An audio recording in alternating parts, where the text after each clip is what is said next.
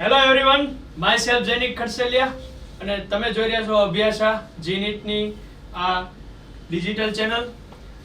આપણે કન્ટિન્યુમાં જે કેમેસ્ટ્રી જોઈએ છે તેની અંદર આજે આપણે જોવું છે કે બાષ્પ ઘનતા. તો પહેલા પ્રશ્ન થાય કે બાષ્પ ઘનતાવાળો જે આ પોઈન્ટ છે કેમાંથી આવે છે? તો કે મોલ સંકલ્પના જે ચેપ્ટર જે છે 11મા ની અંદર પહેલું ચેપ્ટર એની અંદરથી આ પોઈન્ટ છે ને ખૂબ જ મહત્વનો પોઈન્ટ છે, કારણ કે ઘણા પ્રશ્નો આમાંથી પૂછાય છે. તો બસ એક વખત રિવાઇઝ કરી લઈએ. બાષ્પ ઘનતા એટલે શું થાય? તો સૌપ્રથમ બાષ્પ ઘનતા એ સમાન તાપમાને અને દબાણે આપેલ વાયુ, તમને જે વાયુ આપેલો હશે તેની વાત છે, અને તેનો હાઇડ્રોજન વાયુ સાથેની ઘનતાનો ગુણોત્તર છે. તો હાઇડ્રોજન વાયુની ઘનતા કેટલી હોય? તો DH2 આપણે કહી શકીએ 0.00089 ગ્રામ પર ml. તો આ જે છે તે તેની ઘનતા છે. અથવા આને જો હું 1 લિટર કહું તો 1 લિટરની અંદર 0.0089 ગ્રામ પર 0.089 ગ્રામ તેની અંદર હોય છે. તો હવે આ જે થઈ ગઈ હાઇડ્રોજનની ઘનતા, જેને આપણે હંમેશા જે આપેલી વાયુની ઘનતા હોય તેને વડે એને ભાગવાના છે, એટલે કે vapour density is equal to વાયુની ઘનતા અપોન હાઇડ્રોજનની ઘનતા, અથવા એનું બીજું સૂત્ર પણ છે કે વાયુનો અણુભાર અપોન હાઇડ્રોજન અણુનો અણુભાર. વિચારો કે હાઇડ્રોજન અણુ એટલે શું થાય? H2. એક હાઇડ્રોજન અણુ હોય, એક હાઇડ્રોજન અણુમાં કેટલા પરમાણુ હોય? 2. એકનો અણુભાર 1 તો 2 નો કેટલો? 2. એટલે માટે અહીંયા 2 વડે શું કર્યો છે? એનો ભાગાકાર કરેલો છે. તો કે વાયુનો અણુભાર જે છે એ આપણને મળી ગયો અહીંયા 2. તો મારે કોઈ પણ આપેલો વાયુ, તો તમને પ્રશ્ન કેવો પૂછશે મિત્રો? તમને આ પૂછશે કે વાયુનો અણુભાર જણાવો. કોઈ પણ વાયુ આપ્યો છે, કયો વાયુ છે નથી કીધો, પરંતુ તમને એમ કહેશે કે વાયુનો અણુભાર જણાવો. તો તમને જો બાષ્પ ઘનતા તમે જાણતા હોય તો કે વાયુનો અણુભાર is equal to 2 into vapour density, એટલે કે બાષ્પ ઘનતા. તો આ આપણું થઈ ગયું મહત્વનું સૂત્ર. પરંતુ એવું બને કે તમને કોઈ એક વાયુનું દળ આપી દે, 1 લિટર વાયુનું દળ આપી દે, તો પણ આપણી પાસે સૂત્ર છે વાયુનો અણુભાર is equal to 22.4 into 1 litre વાયુનું દળ. એટલે કે 1 લિટર વાયુ તમને આપ્યો હોય એનું દળ કેટલું આપેલું છે એ દળને બસ 22.4 વડે ગુણવાના છે, એટલે આપણને શું મળી જાય? વાયુનો અણુભાર. આ પ્રશ્નો મિત્રો પૂછાય છે, જોઈએ કેવા પ્રશ્નો પૂછાતા હોય છે.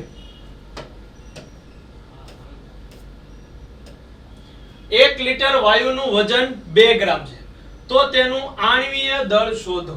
જો કહી દીધું છે ને કે 1 લિટર વાયુનું વજન કેટલું? 2 ગ્રામ, તો તેનું શું મેળવવું છે? આણ્વીય દળ. 4 ઓપ્શન આપ્યા છે, આપણને નથી ખબર કે આનો જવાબ શું હશે, તો તેને સોલ્વ કરી લઈએ એટલે ખ્યાલ આવી જશે કે 1 લિટર વાયુનું વજન 2 ગ્રામ છે. તો હમણાં જ આપણે સૂત્ર જોયું કે જે તે વાયુનો આણ્વીય દળ મેળવવો હોય એટલે કે MW ઇઝ ઇક્વલ ટુ શું થશે? તો 22.4 ઇન્ટુ આપણે શું કરવાનું છે કે 1 લિટર વાયુનું દળ વડે એને શું કરવાનું છે? ગુણી નાખવાનું. તો કેટલું દળ આપ્યું છે? 2. તો કે 22.4 ઇન્ટુ 2 એટલે જવાબ શું આવે? 44.8 ગ્રામ. 44.8 ગ્રામ. જોઈએ ઓપ્શન ની અંદર છે કે નહીં? 44.8 ગ્રામ દેખાય છે? અહીંયા છે જો 44.8 ગ્રામ સામે જ આવી ગયો એનો જવાબ. તો આનો જવાબ શું બનશે? 44.8 ગ્રામ. તો આ જે છે એનો જવાબ 44.8 ગ્રામ. તો આ બની ગયો એનો જવાબ. બાકી 22.4, 2.24, 4.48 એ એનો જવાબ નથી, 44.8 ગ્રામ. ચાલો નેક્સ્ટ પ્રશ્ન ઉપર જતા રહીએ.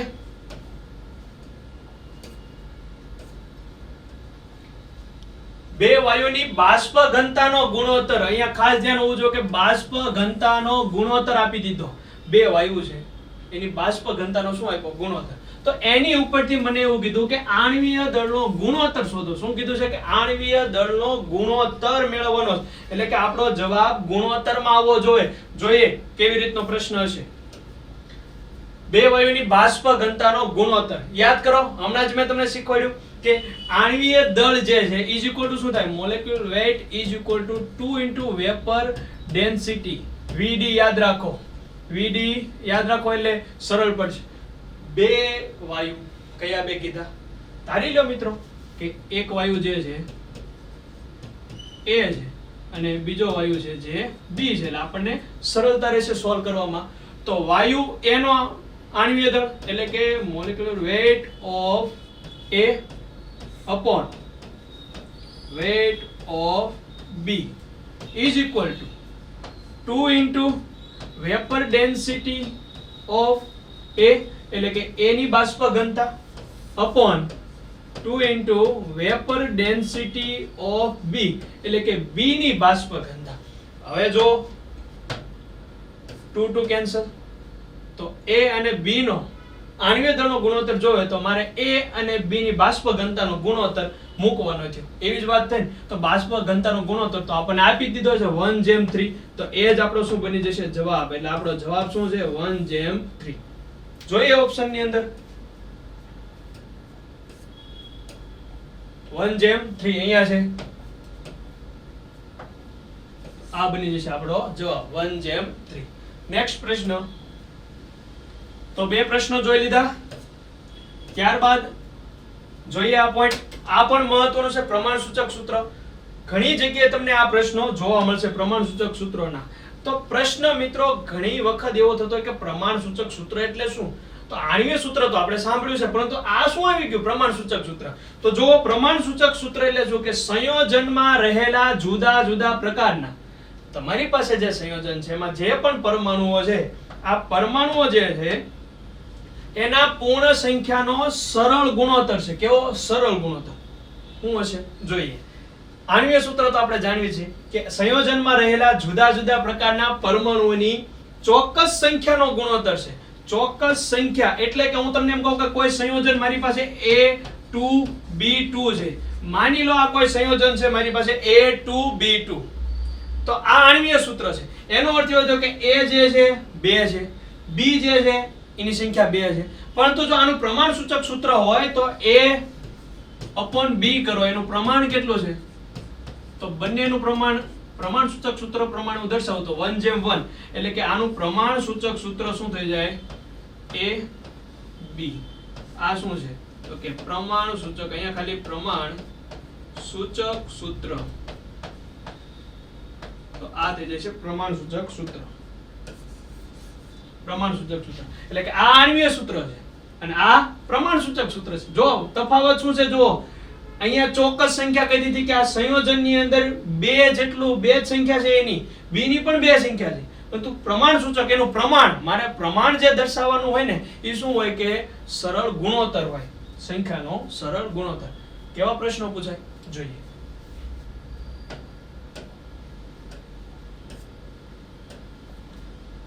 તો પ્રશ્ન એ પણ થાય કે એને મેળવવું કઈ રીતે? જો તો અહીંયા કોષ્ટક રજૂ કરી દીધેલું છે કે તમને જે તત્વ આપ્યું છે તે આવી રીતે તત્વની સંજ્ઞા સાથે તેનું ટકાવાર પ્રમાણ, જે ટકાવાર પ્રમાણ છે એમાંથી એનું વજન કે જે ગ્રામમાં, એનો અણુભાર શું હશે તમને પ્રશ્નની અંદર આપી દીધો છે, એના મોલ, તો મોલ કઈ રીતે મળે? ગ્રામ અપોન અણુભાર, તો મોલ મળી જશે. સાદો ગુણોત્તર લેવાનો, અને જો ગુણોત્તરની અંદર કોઈ પૂર્ણાંક સંખ્યા ન મળે તો અહીંયા તમે સાદી પૂર્ણાંક સંખ્યા લઈ શકો.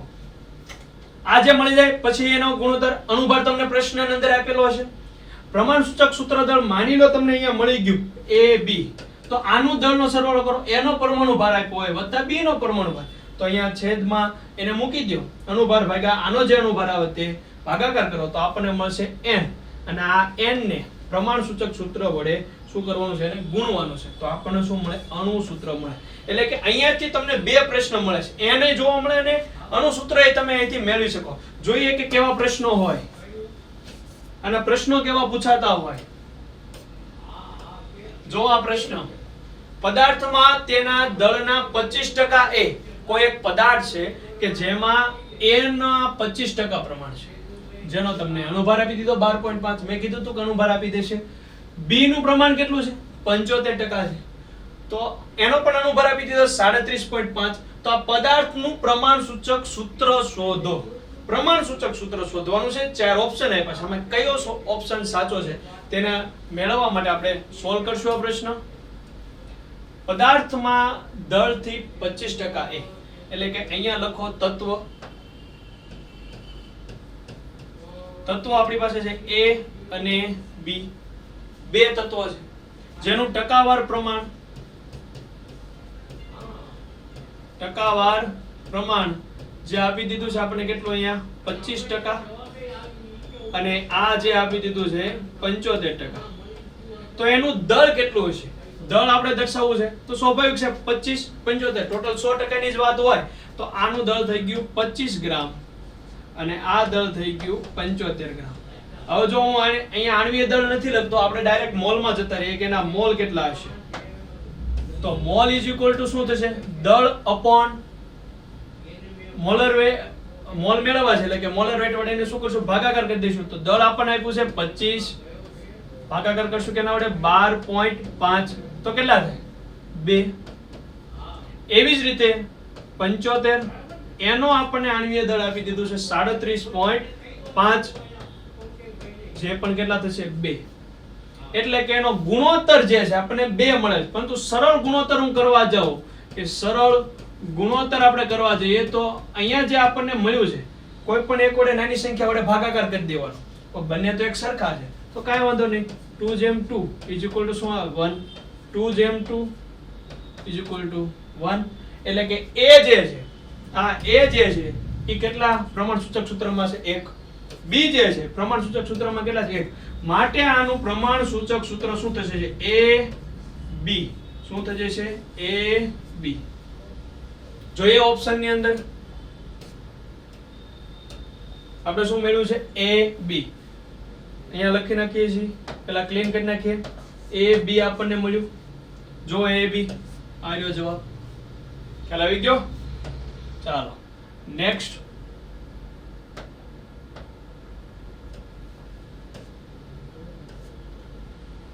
નેક્સ્ટ પ્રશ્ન. નાઇટ્રોજનના એક ઓક્સાઇડમાં નાઇટ્રોજનનું પ્રતિશત પ્રમાણ 30.4% હોય તો તે ઓક્સાઇડનું પ્રમાણસૂચક શોધો. નાઇટ્રોજનનું એક ઓક્સાઇડ સંયોજન છે, એની અંદર નાઇટ્રોજનનું પ્રમાણ 30.4% છે.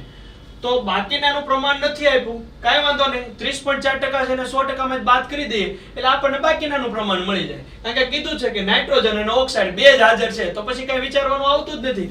એનો ઓપ્શન આપી દીધા છે. આમાંથી આપણે પ્રમાણસૂચક સૂત્ર કયું હશે તે આપણે મેળવવાનું છે. નાઇટ્રોજનના એક ઓક્સાઇડમાં નાઇટ્રોજનનું પ્રતિશત પ્રમાણ. તો અહીંયા આપણે તત્વ તરીકે આપ્યું છે નાઇટ્રોજન અને એક છે ઓક્સિજન. પ્રતિશત પ્રમાણ આપી દીધું છે તો કે 30.4%,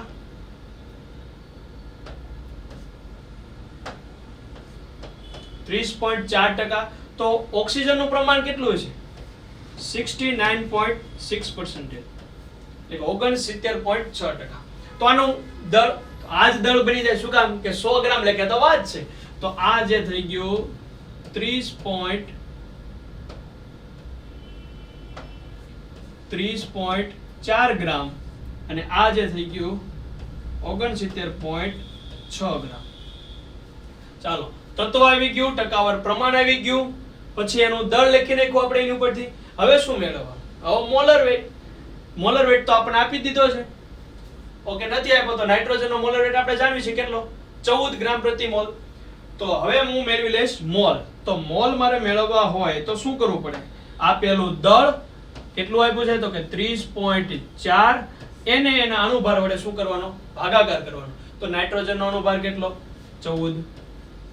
તો આનો જે ભાગાકાર કરો કેટલો આવશે? 2.17 આવશે. કેટલો આવશે? 2.17. 69.6 આપ્યો છે. 69.6 એનો ભાગાકાર આપણે ઓક્સિજનના મોલર વેટ સાથે કરો તો કેટલો હોય?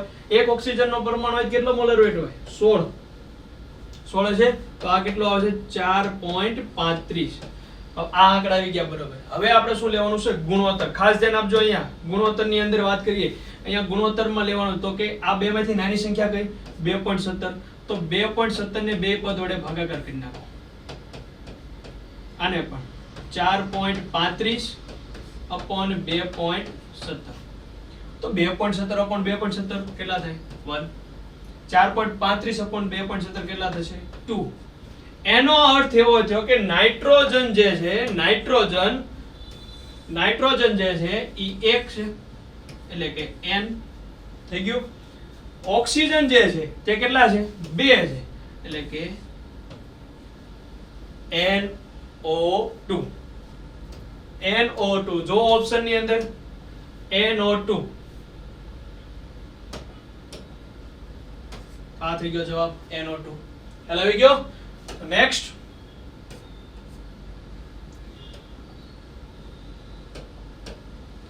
તત્વમિતિય ગણતરીઓ હવે આ જે પોઈન્ટ છે તમે ઘણી બધા એવા પ્રશ્નો છે એ ગમે ત્યાં તમને રિએક્શન આપી છે અને આ રિએક્શન ઉપરથી તમારે જણાવવાનું છે કે કેટલા પદની જરૂરિયાત છે કેટલું ઓક્સિજન જોઈશે કેટલું મળશે કેટલા લીટર જોઈશે કેટલું કદ એનું હશે જે પણ તો એક સિમ્પલ વસ્તુ તમને સમજાવું છું એક આપણે પ્રક્રિયા લઈએ જે અહીં આપી છે મિથેનની દહન પ્રક્રિયા આપી છે તો આ મિથેનની દહનની પ્રક્રિયા ઉપરથી મારે શું કરવું તો પહેલા યાદ રાખવાનું કે હંમેશા જે પણ રિએક્શન તમે લખો તે સંતુલિત હોવી જોઈએ તો જોઈ લો અહીંયા સંતુલિત છે રિએક્શન કાર્બન 1 છે ઓક્સિજન જે છે 4 તો ઓક્સિજન 4 થઈ ગયા હાઇડ્રોજન જે છે 4 તો હાઇડ્રોજન પણ 4 થઈ ગયા પ્રક્રિયા સંતુલિત છે હવે આપણે પ્રક્રિયાને સંતુલિત કરવાનું નથી વિચારવાનું હવે આની અંદરથી મને શું માહિતી મળે તેના વિશે વાત કરીએ તો સૌપ્રથમ હું આની માહિતી લખું કે મોલ આમાંથી મોલ મારે લખવા હોય તો આના કેટલા મોલ જો અહીંયા આંકડો કેટલો છે 1 કાઈ ન હોય તો શું હોય 1 તો એની તત્વમિતિ કેટલો થઈ ગયો 1 અહીંયા કેટલા છે 2 તો માટે આના મોલ કેટલા થઈ ગયા 2 આ કેટલા છે તો કે 1 તો આના મોલ થઈ ગયા 1 આ કેટલા છે તો કે અહીંયા 2 આ થઈ ગયા 2 તો મોલની માહિતી મળી ગઈ હવે મારે એમાંથી માહિતી લખ્યું છે કે અણુઓ કેટલા છે તો કે અણુઓ વિચારો આ એક અણુ છે મિથેનનો તો કે 1 ઓક્સિજનના કેટલા અણુઓ છે તો કે 2 અણુ છે CO2 ના કેટલા અણુ છે તો કે 1 અણુ છે પાણીના કેટલા અણુઓ છે તો કે 2 અણુઓ છે તો હવે આપણે વાત કરીએ કદની વાત કરીએ તો આમ જો તો કદ જે છે તો કે 1 ની સાપેક્ષે 2 અહીંયા 1 અને અહીંયા 2 પરંતુ મારે કદ લખવું છે લીટરની અંદર કેમાં લખવું છે લીટરની અંદર કદ જે છે મારે લખવું છે લીટરમાં વિચારો કે STPA કદ કેટલું આપણે પ્રાધાન્ય આપી છે 22.4 લીટર 22.4 લીટર આપણે પ્રાધાન્ય આપી છે એટલે કે 1 મોલ ના કેટલા 22.4 લીટર તો અહીંયા કેટલા મોલ છે 1 માટે આ કેટલા થઈ ગયા 22.4 લીટર કેટલા થઈ ગયા 22.4 લીટર ચાલો અહીંયા 2 મોલ છે એટલે કે 2 ગુણ્યા 22.4 લીટર બરોબર આપણે કઈ એનું ગણતરી કરવાની જરૂર નથી સમજો તમે શું આવ્યું 2 ગુણ્યા 22.4 લીટર અહીંયા કેટલા મોલ છે 1 એટલે કે 1 ગુણ્યા 22.4 એટલે ડાયરેક્ટ આપણે લખી નાખીએ 22.4 લીટર 2 મોલ છે તો અહીંયા કેટલા આવશે 2 ગુણ્યા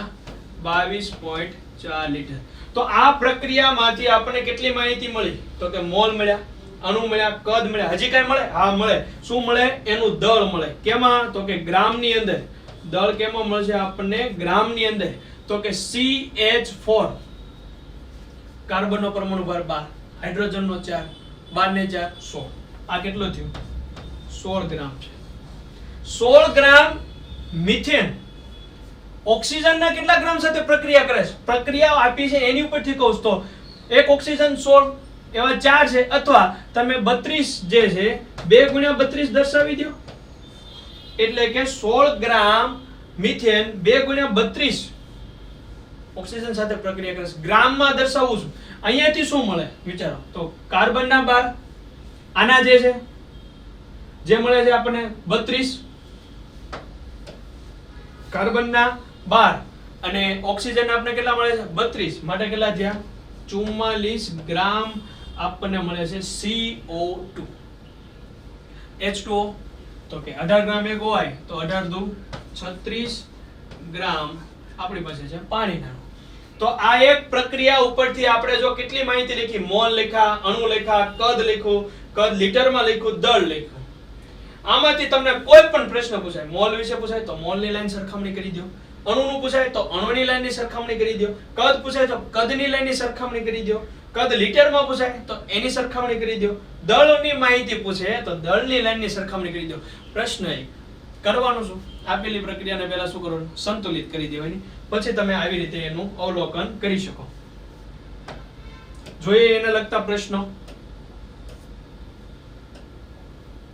પ્રવાહી બેન્ઝીન ની ઓક્સિજન સાથેની દહન પ્રક્રિયા નીચે મુજબ છે પ્રક્રિયા આપી દીધી છે જોઈ લો સંતુલિત જ હશે 39 ગ્રામ પ્રવાહી બેન્ઝીનનું દહન કરવા એસટીપીએ કેટલા લીટર ઓક્સિજનની જરૂર પડે? 39 ગ્રામ પ્રવાહી બેન્ઝીનનું દહન કરવું છે એસટીપીએ, તો કેટલા લીટર ઓક્સિજનની જરૂર પડે એવું કહે છે. આપણે જોઈએ. પ્રક્રિયા જે આપી છે તે પ્રક્રિયા દર્શાવી દઈએ.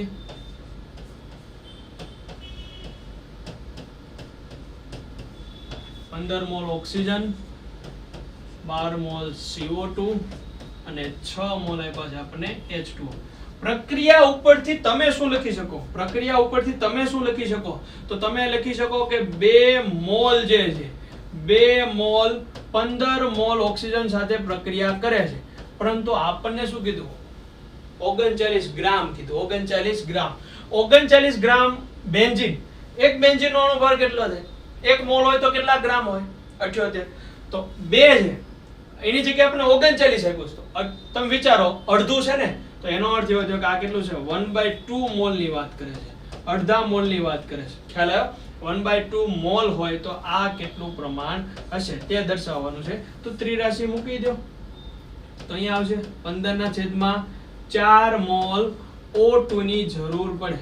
પરંતુ મિત્રો આપણને ક્યાં મોલમાં માંગ્યું છે? આપણને તો લીટરમાં માંગ્યું છે.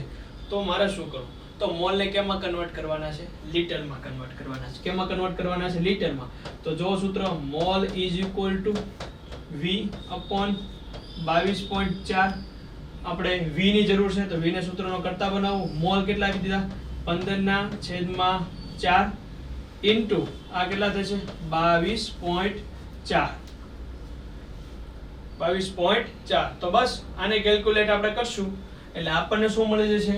આ લીટર જે મળશે આપણને 84 લીટર. કેટલું મળશે? 84 લીટર. ચાલો આ જે છે બની ગયો જવાબ. ખ્યાલ આવી ગયો? તો આ રીતના આના પ્રશ્નો પૂછાતા હોય છે.